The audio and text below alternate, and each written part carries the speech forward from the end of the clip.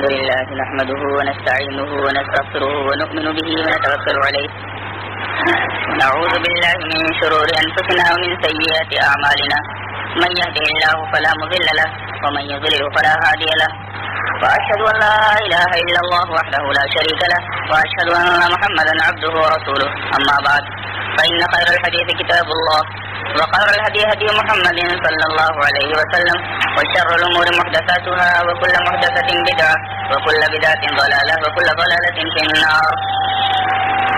أعوذ بالله السميع العليم من الشيطان الرجيم. بسم الله الرحمن الرحيم.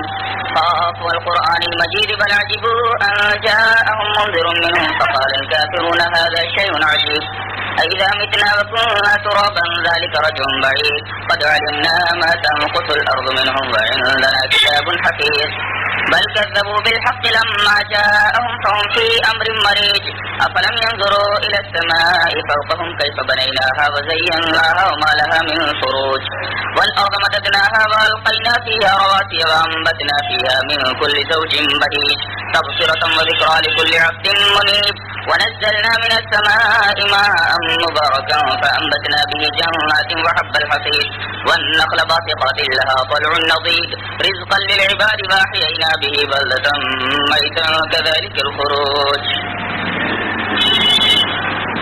أعوذ بالله من الشيطان الرجيم.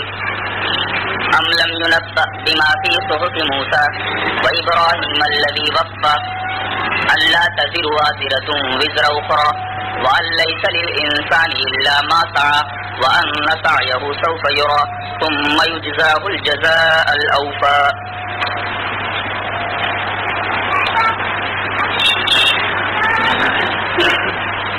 ایصال ثواب کے عقیدے کی بنیاد پر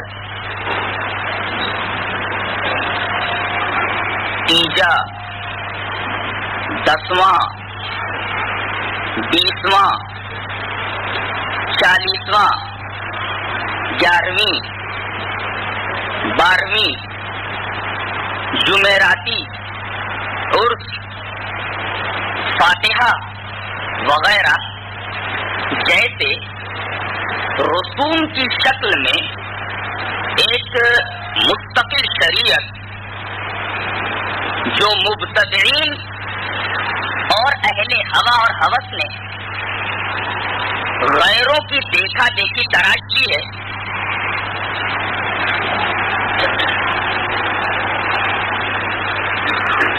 یہ شریعت غلط بلکہ بدعت اور معصیت ہے اور اس کے حرام ہونے میں ذرہ برابر کوئی شبہ نہیں ہے.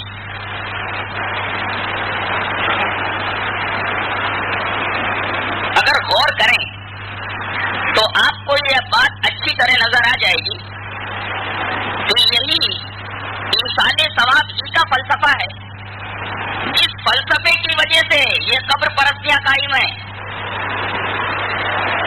گویا کہ یہ ایصال ثواب کا عقیدہ آدمی کو قبر پرستی تک پہنچا دیتا ہے اور یہ اصول مسلمہ ہے کہ جو چیز موصل الی الحرام ہو خود حرام ہوتی ہے.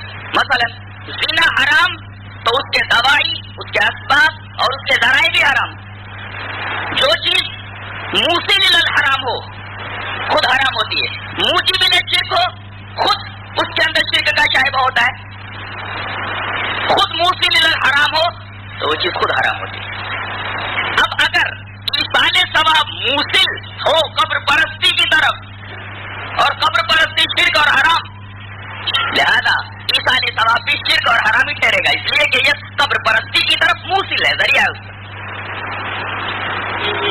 اس مختصر سی تمہید کے بعد اب آئیے خطبہ مسنونہ کے بعد میں نے سورہ نجم کی جن آیات کی تلاوت کی ہے اس کا سلیس اور سادہ ترجمہ ملاحظہ فرما لیں.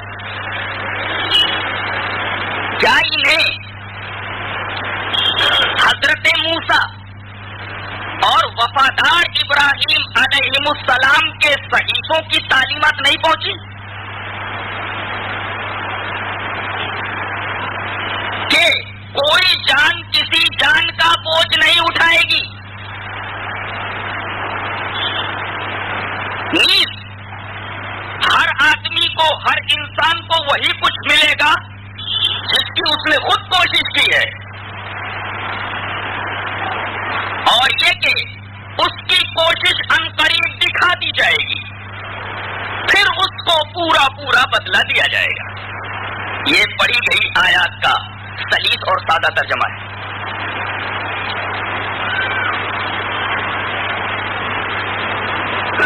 کوئی جان کسی جان کا بوجھ نہیں اٹھائے گی۔ اس کو قرآن حکیم نے یوں کہا ہے، اللہ تزر وازرۃ وزر اخری، اور اس بات کو کہنے سے پہلے اللہ تبارک و تعالی نے حضرت موسیٰ اور حضرت ابراہیم علیہ السلام کے صحیفوں کا ریفرنس دیا ہے، حوالہ دیا ہے کہ یہ بات کہ کوئی جان کسی جان کا بوجھ نہیں اٹھائے گی، یہ بات کوئی نئی نہیں ہے، بلکہ یہ بات حضرت موسیٰ علیہ السلام کے صحیفے میں بھی موجود اور حضرت ابراہیم علیہ السلام کے صحیفے میں بھی موجود ہے۔ دیکھنا چاہو تو دیکھ سکتے ہو، بات نئی نہیں ہے۔ اس آیت کریمہ سے یہ ثابت ہوا کہ ایک شخص دوسرے شخص کو اپنے گناہوں کا ذمہ دار نہیں ٹھہرا سکتا۔ اس کی کئی شکلیں نکل سکتی ہیں۔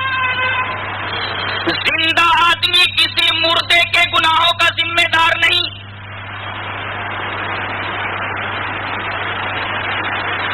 اور مردہ آدمی کسی زندہ آدمی کے گناہوں کا ذمہ دار نہیں، کوئی زندہ انسان کسی زندہ انسان کے گناہوں کا ذمہ دار نہیں۔ ہر آدمی کو اپنے عملوں کی خود سزا اور جزا لینی ہے۔ برا کیا ہے، سزا ملنی ہے،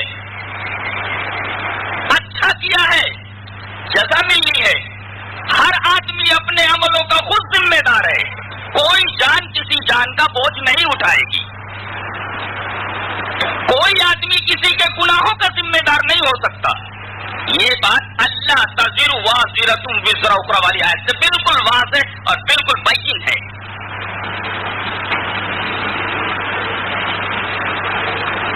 اور جب یہ بات ثابت ہو گئی کہ کوئی شخص کسی شخص کے گناہوں کا ذمہ دار نہیں ہو سکتا، تو کوئی آدمی اپنے نیک اعمال دوسروں کی طرف منتقل نہیں کر سکتا۔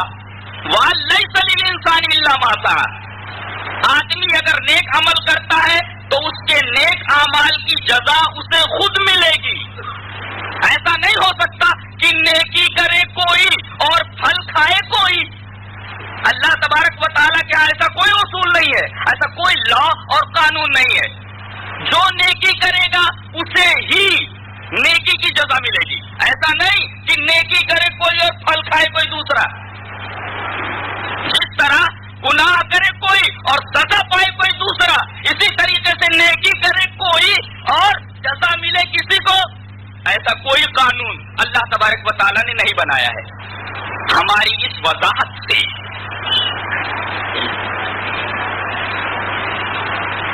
عیسائیوں کے عقیدہ کفارہ کی تردید ہو جاتی ہے۔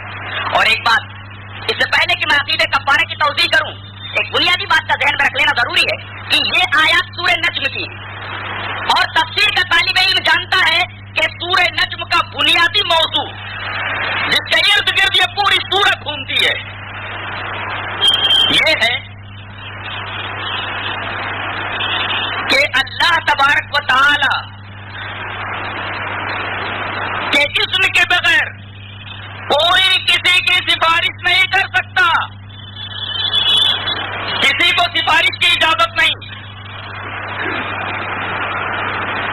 عقیدہ کفارہ کا مفہوم یہ ہے کہ عیسائیوں کے گناہوں کے بدلے میں حضرت یسوع مسیح نے صلیب پر چڑھ لینا گوارا کر لیا، اور اس عقیدے کی تشبیہ ہے کہ عیسائیوں کا کہنا تھا کہ ہم لوگ گنہگار تھے اور گناہوں کی وجہ سے ناپاک ہو گئے تھے۔ غور کیجیے، ہم گنہگار تھے، گناہوں کی وجہ سے ناپاک ہو گئے تھے اور اس ناپاکی کی وجہ سے اللہ پاک اللہ مقدس کی نگاہوں میں مکروہ اور ناپسندیدہ ہو گئے تھے، تو اللہ کے بیٹے نے نعوذ باللہ من ذالک ہماری طرف سے سولی پر چڑھ کر کے ہمارے گناہوں کا کفارہ دینے کی وجہ سے سولی پر چڑھ گئے اور ہمارے گناہوں کو ڈھانپ دیا۔ اللہ تزر وازرۃ وزر اخری ولیس للانسان الا ما سعى، ان دونوں آیتوں کو اگر ملائیے تو عقیدہ کفارہ کی ترتیب کی وضاحت ہو جاتی ہے کہ عقیدہ کفارہ ایک بے بنیاد بات ہے، اس کا کوئی تصور اسلام میں نہیں۔ ایسے ہی مبتدعین کا عقیدہ ہے کہ ہم ڈائریکٹ اللہ تبارک و تعالی تک نہیں پہنچ سکتے، لہذا بیچ میں کوئی نہ کوئی واسطہ ضرور لے لو۔ جیسے انہوں نے اپنے گناہوں کے کفارے کے لیے یسوع مسیح کو واسطہ بنایا، ایسے ہی یہ لوگ بھی چونکہ ڈائریکٹ اللہ تک نہیں پہنچ سکتے، اللہ ہر جگہ موجود تھوڑی، رسول موجود ہے، اللہ ہر جگہ موجود ہے کہ اپنی بات وہاں تک پہنچا سکے۔ نہ جانے کون سا فلسفہ ہے، کم سے کم میری سمجھ سے تو باہر ہے۔ اللہ ہر جگہ موجود نہیں، اس تک بات پہنچانے کے لیے کسی ولی کا کسی نبی کا وسیلہ ضروری ہے ہی نہیں۔ یہی معاملہ تو عقیدہ کفارہ کا ہے کہ ہم گنہگار تھے، گناہوں کی وجہ سے ناپاک ہو گئے تھے، حضرت مسیح علیہ السلام نے سولی پر چڑھ کر کے ہمارے گناہوں کو ڈھانپ دیا، ہمارے گناہوں کا کفارہ کر دیا۔ دونوں عقیدے اگر غور کیا جائے تو بڑی حد تک ریزمبلنس ہے، مشابہت ہے۔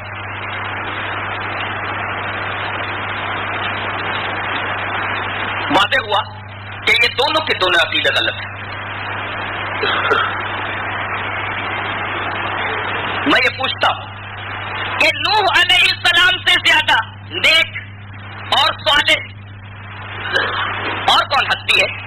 950 برس تک یہ شخص جناب نوح علیہ السلام توحید کی طرف لوگوں کو رات اور دن بلاتے رہے، لیکن خود ان کا بیٹا ان پر ایمان نہیں لایا، توحید کی طرف نہیں آیا۔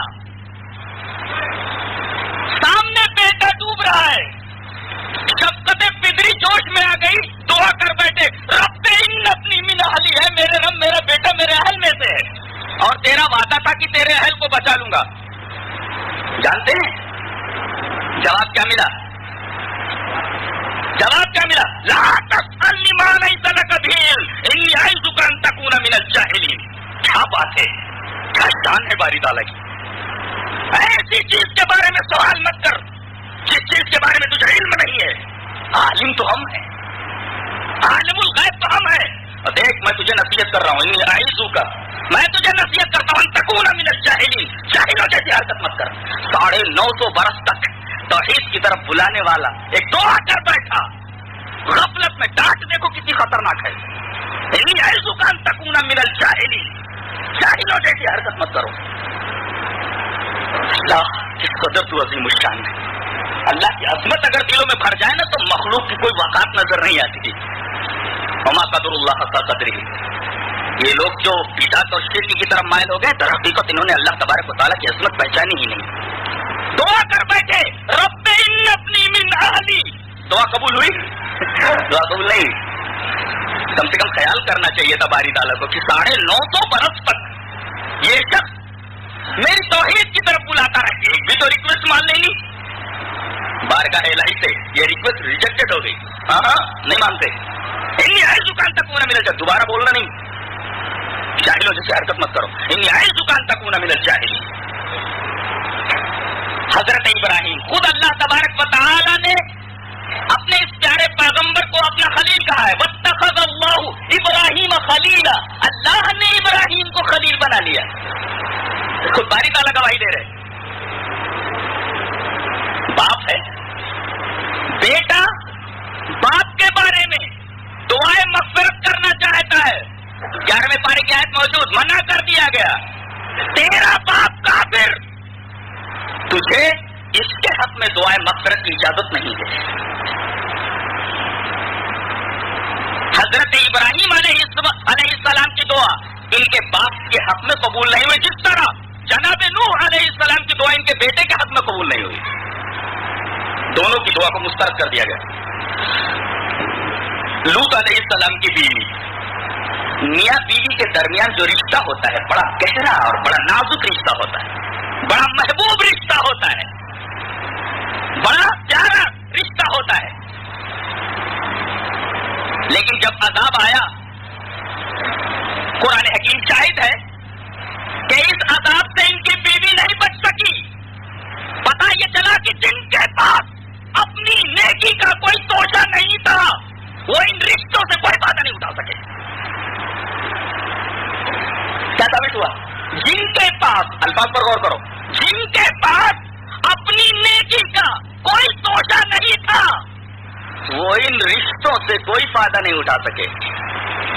شوہر پیغمبر ہے، بیوی کس رشتے سے فائدہ نہیں اٹھا سکی. باپ پیغمبر ہے، بیٹا اس رشتے سے کوئی فائدہ نہیں اٹھا سکا. بیٹا نبی ہے، باپ اس رشتے سے کوئی فائدہ نہیں اٹھا سکا.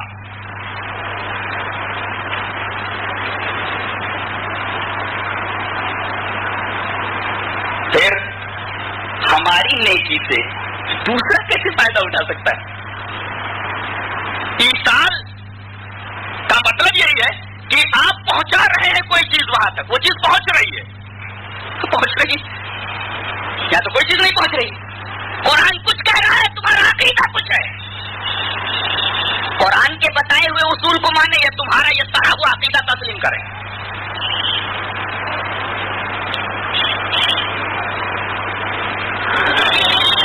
آگے بڑھیے.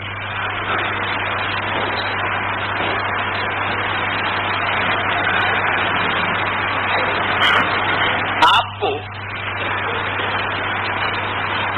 یہ سن کر بڑا عجیب لگے گا کہ یہ ساری کی ساری آیات ان کی بھی نگاہوں سے گزرتی، لیکن اس مسلمہ اصول کے باوجود، اس مسلمہ اصول کے ہوتے ہوئے دعویٰ یہ ہے کہ ایک شخص اپنے اعمال صالحہ کو دوسرے کی طرف منتقل کر سکتا ہے. لیکن یہ دعویٰ کہ ایک شخص اپنی نیکی دوسرے کی طرف منتقل کر سکتا ہے، دعویٰ بلا دلیل ہے. اس لیے کہ نہ تو یہ بات قرآن حکیم کی ثابت ہے اور نہ احادیث کے ذخیرے میں سے کسی ایک حدیث سے ثابت ہے، بلکہ جو کچھ ثابت ہے وہ یہ ہے، غور سے، جو کچھ حدیثوں سے ثابت ہے وہ یہ ہے کہ میت کی طرف سے، مردے کی طرف سے جو کام انکمپلیٹڈ رہ گیا ہے، نامکمل رہ گیا ہے، وارثین اس کام کی تکمیل کر دیں. ظاہر ہے کہ یہ ایصال ثواب نہیں ہے بلکہ نیابت ہے. انہوں نے کیا کیا؟ ایصال ثواب اور نیابت دونوں کو گٹمٹ کر دیا ہے. خیرت کا نام چونو رکھ دیا، چونو کا خیرت، جو چاہے آپ کا حسن کرشمہ ساز کرے. انہوں نے ایصال ثواب کو نیابت اور نیابت کو ایصال ثواب سمجھ لیا، حالانکہ دونوں دو چیزیں ہیں. نہیں سمجھے بات کو، بات اور کھول دیتا ہوں. ایک حدیث پاک کو لاتا ہوں. حدیث اس طرح ہے: ان عائشہ رضی اللہ تعالی عنہا ان رجلا قال للنبی صلی اللہ علیہ وسلم ان امی افتلتت نفسها واراها لو تكلمت لصدقت افاتصدق عنها؟ قال نعم تصدق. رواه البخاری فی کتاب الوصایا. امام بخاری رحمۃ اللہ علیہ یہی روایت لفظ جو میں نے آپ کے سامنے پیش کیا ہے کتاب الوصایا میں لائے ہیں. ترجمہ کیا ہے؟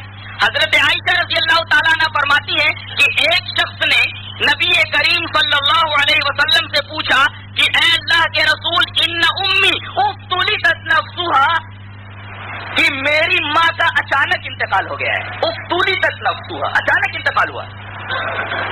وأراها، اور میرا خیال یہ ہے کہ لو تکلمت، اگر وہ بول پاتی، لیکن انتقال اچانک ہوا ہے، اگر اسے بولنے کا موقع ملتا تو لصدقت، تو صدقہ ضرور کرتی. تو افا تصدق عنہا، کیا میں اپنی ماں کی طرف سے صدقہ کر دوں؟ نبی پاک صلی اللہ علیہ وسلم فرمایا نعم، ہاں تصدق، صدقہ کر دوں. لفظ ان پر غور کیجیے، لفظ ان اگر ایسا ہوتا افا اتصدق لہا، کیا اس کے لیے میں صدقہ کروں، تب تو تھا ایصال ثواب کا جواب. قربان چاہیے امام بخاری رحمۃ اللہ علیہ کی گہری نگاہ پر، سبحان اللہ. افا اتصدق عنہا والی روایت لا رہے، کیا میں صدقہ کروں اپنی ماں کی طرف سے؟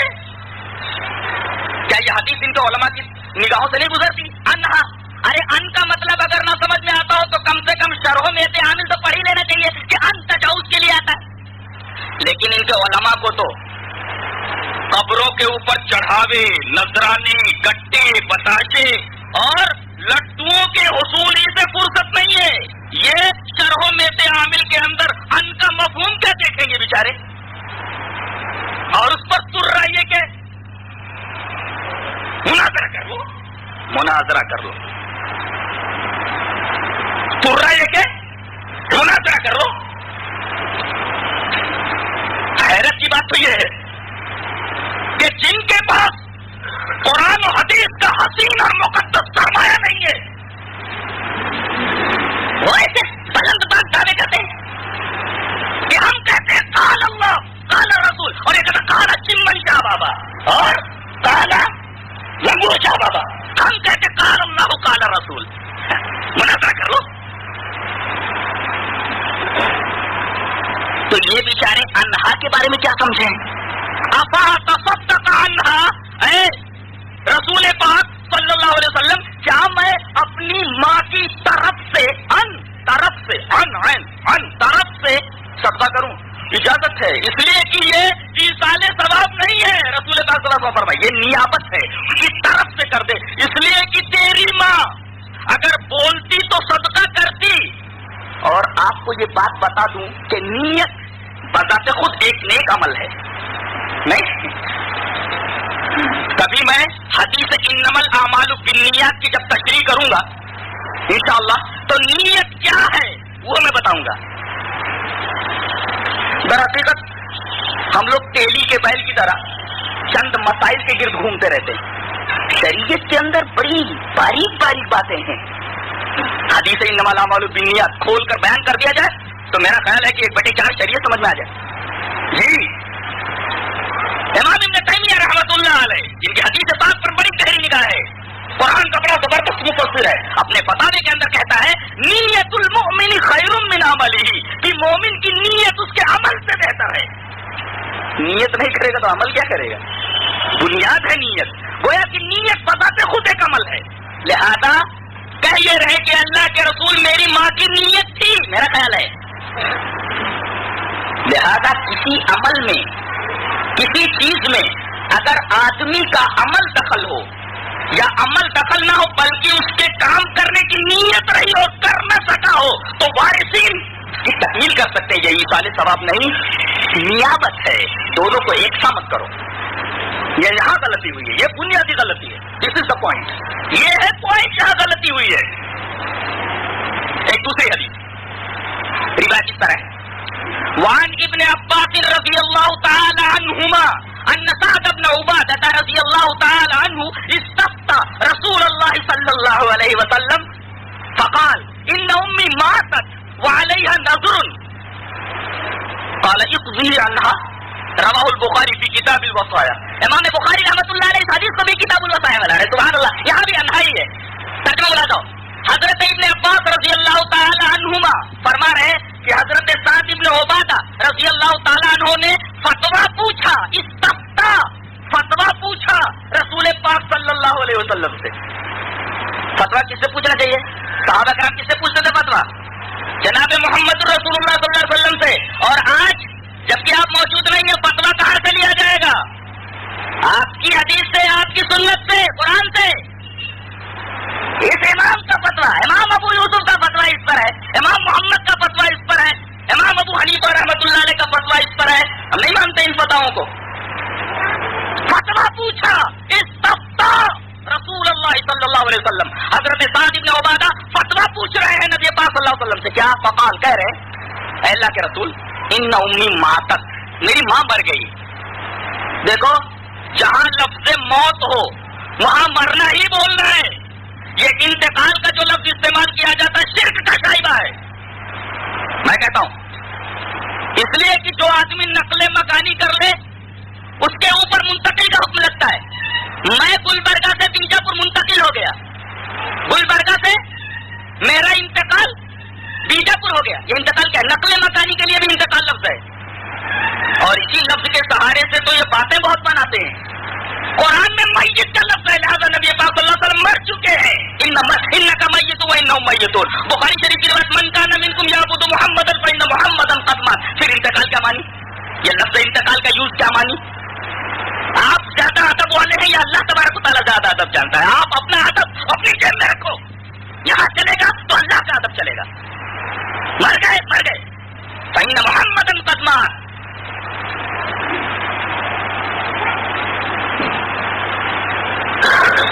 میری ماں مر گئی. وعلیہا نذر. اللہ کے رسول نے ایک نذر مانگی تھی. ویسے تو نذر نہیں ماننا چاہیے, لیکن اگر مان لیتا ہے آدمی تو کچھ شرائط کے ساتھ نذر کا پورا کرنا واجب ہے.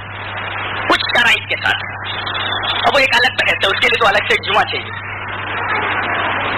میری ماں مر گئی اور اس کے اوپر کچھ نذر ہے. ایک نذر مانی تھی, اللہ کے رسول پوری نہیں کر سکی. فقال نبی پاک صلی اللہ علیہ وسلم اقضی عنہا, تو پورا کر اس کی نظر کو اس کی طرف سے. عنہا اس کی طرف سے, یاد نیابتی کا معاملہ. یہ ساری باتوں پہ تعلق نہیں, یہ ورنہ ہوتا ہے اقضی لہا. اقضی لہا لام ہوتا یہاں, عین نہ ہوتا, ان نہ ہوتا. یہ دوسری روایت ہے جسے امام بخاری کتاب الوصایا کے اندر لا رہے ہیں. اس کا تعلق بھی نیابت سے ہے. ایصال ثواب سے اس کا دور کا بھی واسطہ نہیں. تیسری حدیث اس طرح ہے, وعن ابن عباس رضی اللہ تعالی عنہ قال كان الفضل ردیف رسول اللہ صلی اللہ علیہ وسلم فجاءت امرأة من خثعم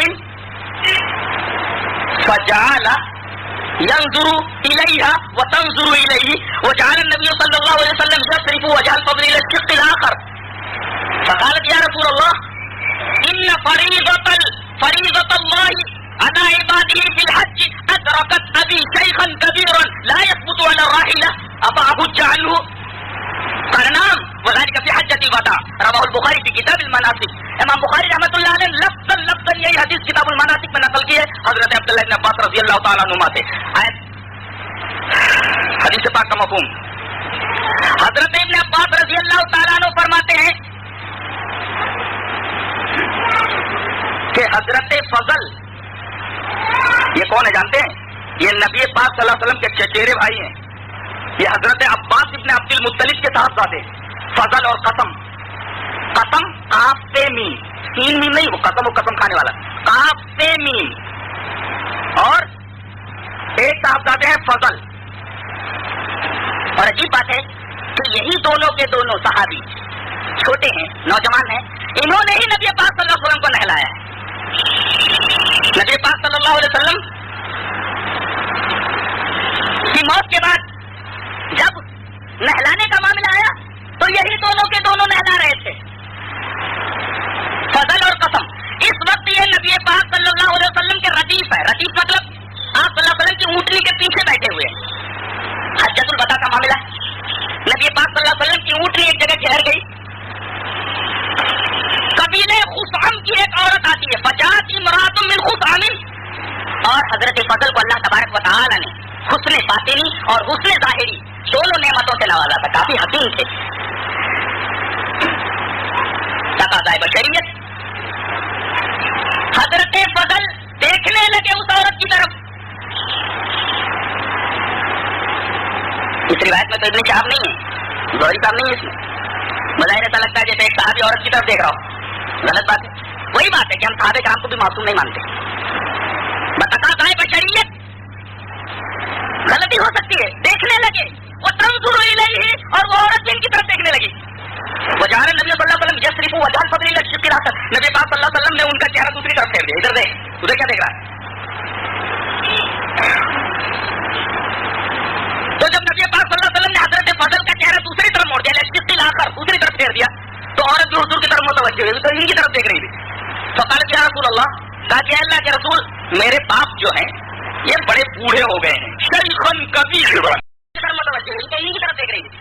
فقال یا رسول اللہ, کہا کہ اللہ کے رسول میرے باپ جو ہیں یہ بڑے بوڑھے ہو گئے ہیں. شیخن کبیرا, بہت بوڑھے ہو گئے ہیں, لیکن حج ان پر فرض ہو چکا ہے. لیکن ایک مشکل ہے اللہ کے رسول, پیسے ہیں, ذات اور راحلہ ہے, ساری چیزیں ہیں, لیکن ایک مشکل ہے. کیا لا یسقط والا راحلہ, یہ سواری پر چڑھ ہی نہیں سکتے, بیٹھ ہی نہیں سکتے, دکھا کے ادھر گر جائیں گے, اتنے کمزور ہیں. شیخن کبیر, بڑے بوڑھے ہیں. لا یسقط والا راحلہ, سواری پر چڑھ نہیں سکتے. تو کیا میں ان کی طرف سے حج کر لوں؟ احج عنہ, کیا میں عنہ, یاد نہیں آوت ہے, کیا میں ان کی طرف سے حج کر لوں؟ کہا نام کر لے. یہاں بھی آپ دیکھیں نیابت ہے, انسان ثواب کا اس حدیث سے کوئی تعلق نہیں ہے. عجیب بات ہے کہ تینوں حدیث ہے, دو حدیثیں امام بخاری کتاب الوصایا میں لا رہے ہیں. ایک روایت حضرت عائشہ رضی اللہ تعالیٰ عنہ سے, دوسری روایت حضرت ابن عباس رضی اللہ تعالیٰ عنہ سے, اور تیسری روایت جو کتاب المناسک میں وہ بھی حضرت ابن عباس رضی اللہ تعالیٰ عنہ سے. عجیب بات ہے کہ ہر ایک کے آخر میں ان کا لفظ ہے, طرف سے, جو نیابت کی دلیل ہے. یہاں کا ان تینوں احادیث کا تعلق انسان ثواب سے بالکل نہیں ہے, بلکہ اس کا تعلق, ان کا تعلق نیابت سے ہے. نیابت کر سکتا ہے آدمی.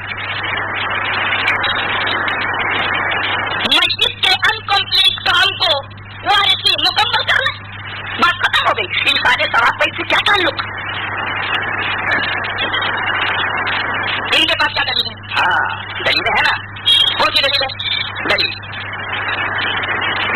مسند احمد, نسائی شریف, ابن ماجہ شریف, ابو داؤد شریف. گویا یہ روایت صرف ترمذی میں نہیں ہے, ورنہ ابو داؤد میں ہے, نسائی میں ہے, ابن ماجہ میں ہے, مسند احمد میں ہے. روایت کیا ہے کہ حضرت حسن بصری فرماتے ہیں کہ حضرت سعد بن عبادہ رضی اللہ تعالیٰ عنہ نے نبی پاک صلی اللہ علیہ وسلم سے پوچھا کہ اللہ کے رسول میری ماں مر گئی ہے, کیا میں اس کی طرف سے صدقہ کروں؟ نبی پاک صلی اللہ علیہ وسلم نے فرمایا ہاں. یہ دلیل ہے اس بات کی کہ اگر کوئی آدمی مر جائے تو بیٹا اگر صدقہ کرے تو یہ صدقہ میت کو پہنچتا ہے, صدقے کا ثواب میت کو دیا جاتا ہے. ہو گیا تو اسی سارے ثواب. پہلا جواب اس حدیث کا کہ یہ حدیث صحیح نہیں ہے. جب صحیح نہیں ہے استدلال باطل ہے. دوسرے, یہ حدیث احادیث صحیحہ کے مخالف ہے, یوں ناقابل حجت. صحیح کیوں نہیں ہے دیکھا جائے. حضرت حسن بصری کہہ رہے ہیں کہ حضرت سعد بن عبادہ نے پوچھا. سوال یہ ہے, حسن بصری پیدا ہو رہے ہیں اس وقت جب حضرت سعد بن عبادہ کا انتقال ہو چکا ہوتا ہے. گویا حضرت حسن بصری کی لقا ثابت نہیں ہے حضرت سعد بن عبادہ سے. جیسے امام ابو حنیفہ رحمۃ اللہ علیہ کا انتقال ہو رہا ہے تو امام شافعی پیدا ہو رہے ہیں. جو سن وفات کا ہے حضرت امام ابو حنیفہ کا, وہی سال پیدائش ہے جناب امام شافعی کا. 150 میں انتقال ہوا, حضرت امام شافعی 150 میں پیدا ہو رہے ہیں. تو پھر حضرت حسن بصری کا یہ کہنا کہ سعد بن عبادہ نے پوچھا, اس کا مطلب ہے کہ بیچ کا اقرار ٹوٹ گیا ہے, روایت مرسل ہے.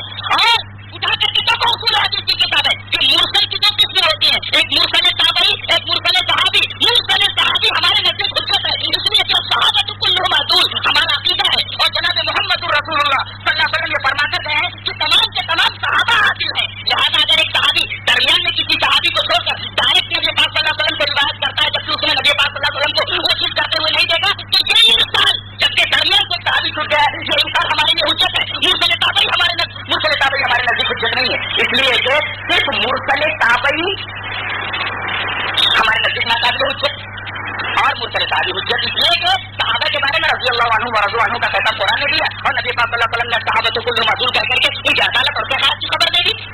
تو مرسل تابعی اگر تابعی ارسال کرتا ہے, مرسل تابعی ناقابل حجت, اور اگر ارسال کرتا ہے صحابی تو مرسل صحابی ہمارے نزدیک حجت.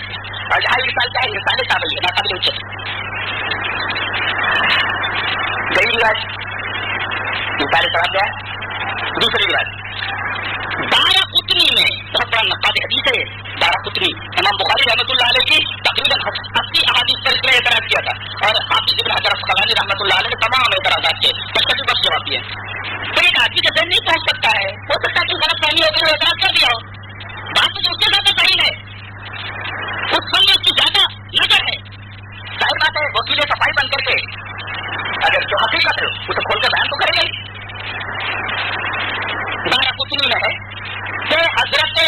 علی رضی اللہ تعالیٰ عنہ روایت کرتے ہیں، روایت ہے دارقطنی میں کہ حضرت علی رضی اللہ تعالیٰ عنہ روایت کرتے ہیں کہ نبی پاک صلی اللہ علیہ وسلم نے ارشاد فرمایا کہ جو آدمی کسی قبرستان کے پاس سے گزرے اور وہاں ٹھہر کر 11 مرتبہ قل هو اللہ پڑھ کر قبرستان کے مردوں کو بخش دے تو اس کا اجر ان کو مل جاتا ہے اور اس دعا کا اجر اس دعا کرنے والے کو بھی مل جاتا ہے۔ ثابت تو غیر مسلم بھی اپنے موقف کو کرتا ہے، موقف صحیح ہونا چاہیے، دعویٰ جو کیا جا رہا ہے دعوے کی دلیل صحیح ہونی چاہیے۔ اب ہم دلیل کی طرف نظر کرتے ہیں، مثلا کسی نے کہا کہ زمین گول ہے، earth moves on its own axis, زمین اپنے محور پر گھومتی ہے، ایک دعویٰ ہے، کہ زمین گول ہے، ایک دعویٰ ہے، دلیل بولو زمین گول ہے، دعویٰ یہ ہے کہ چاول سفید ہے، دلیل صحیح ہے، زمین گول ہے، کیوں؟ اس لیے کہ چاول سفید ہے، چاول کی سفیدی سے زمین کے گول ہونے کا کیا تعلق؟ دعویٰ از آسما دلیل اگریسما، دعویٰ کہیں کا دلیل کہیں کی، تو جو دعویٰ کیا جائے اس دعوے کی مستند دلیل ہونی چاہیے۔ دارقطنی کی روایت 11 مرتبہ قل هو اللہ پڑھ کے پھینکو یا بخشو مردوں کو پہنچ جاتا ہے، ذرا اس روایت کے اوپر ہم نظر ڈالتے ہیں۔ ناصر الدین البانی دامت قلوبہم اپنی مشہور کتاب سلسلۃ الاحادیث الضعیفہ کے اندر اس روایت کو لا رہے ہیں اور کہہ رہے ہیں کہ یہ جو مبتدعین نے اس روایت کے تعلق سے دارقطنی کا حوالہ دیا ہے، میں نے پوری دارقطنی کھان ماری، کہیں دارقطنی میں روایت نہیں ملتی ہے۔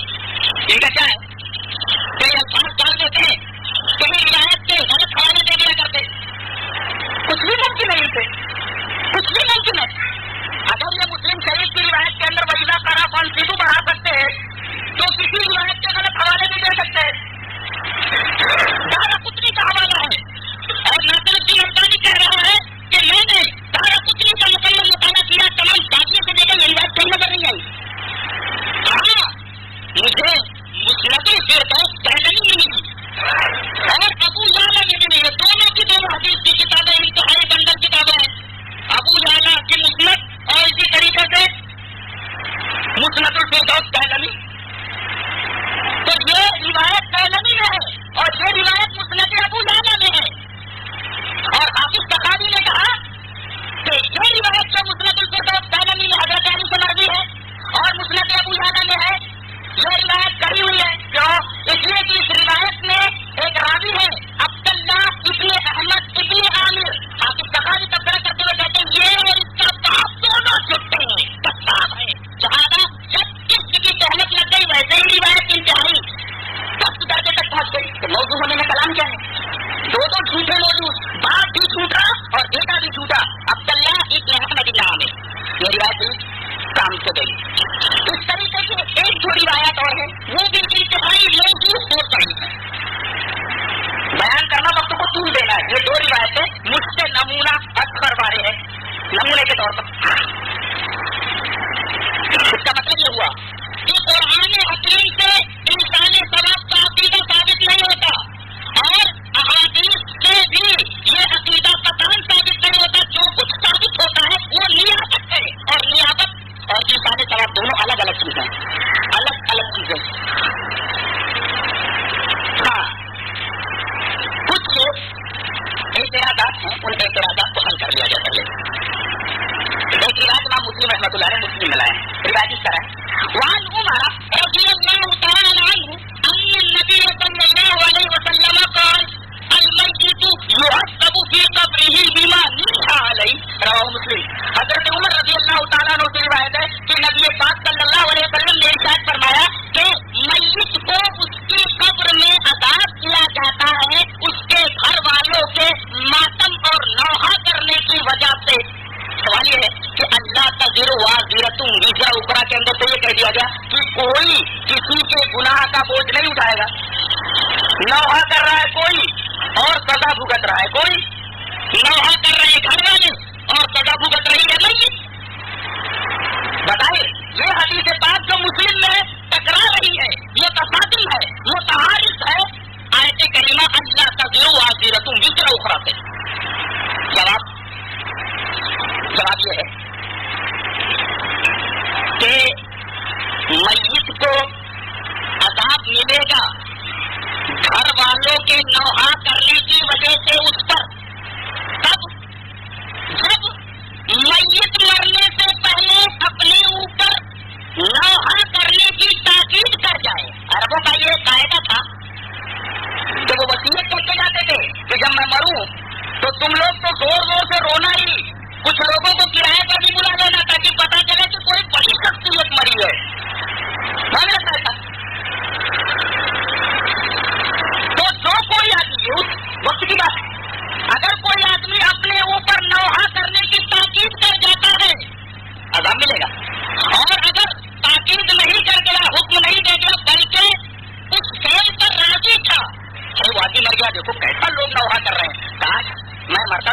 نوحہ کرتے راضی تھا.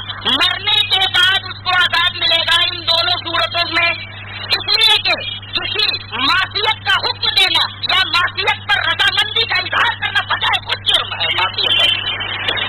تو اگر کوئی آدمی نوحہ کرنے کی تاکید کر جائے یا اسی طریقے سے اس پر اپنی رضامندی کا اظہار کر جائے ملے گا اس کو. کیوں؟ اس لیے کہ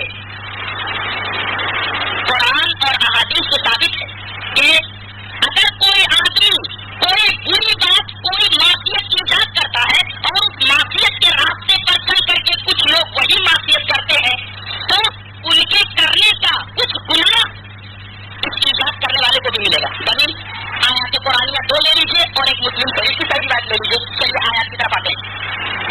لِيَحْمِلُوا أَوْزَارَهُمْ كَامِلَةً يَوْمَ الْقِيَامَةِ وَمِنْ أَوْزَارِ الَّذِينَ يُضِلُّونَهُمْ بِغَيْرِ عِلْمٍ أَلَا سَاءَ مَا يَزِرُونَ. تاکہ ایسے کریمہ پر غور سے تاکہ وہ لوگ اٹھائیں اپنے گناہوں کا بوجھ. لِيَحْمِلُوا أَوْزَارَهُمْ كَامِلَةً تاکہ یہ لوگ اٹھائیں اپنے گناہوں کا بوجھ کاملۃ مکمل کمپلیٹلی. وَمِنْ أَوْزَارِ الَّذِينَ يُضِلُّونَهُمْ بِغَيْرِ عِلْمٍ اور جن لوگوں کو انہوں نے گمراہ کر دیا بغیر علم کے ان کے گناہوں کے بوجھوں میں سے کچھ. اس کا مطلب یہ کہ انہوں نے جو معصیت کی اس معصیت کا تو مکمل گناہ انہیں ملے گا ہی. انہوں نے جن لوگوں کو اس معصیت کی راہ میں لگا دیا تھا وہ اگر اس معصیت کو کر رہے ہیں تو ان کا بھی کچھ گناہ اس کو ملے گا ایجاد کرنے والے کو. یہ آیت کریمہ سے ثابت. دوسری آیت کریمہ ہے سورہ عنکبوت کی.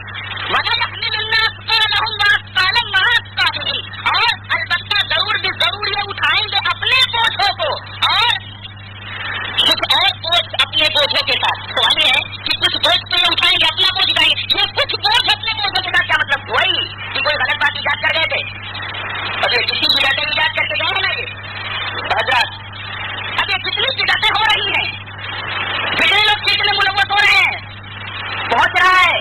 ہاں یہ ہے انسان پہنچ رہا ہے. یہ انسان ہے اس انسان کا تو سب اس کو راضی اور راضی کریے.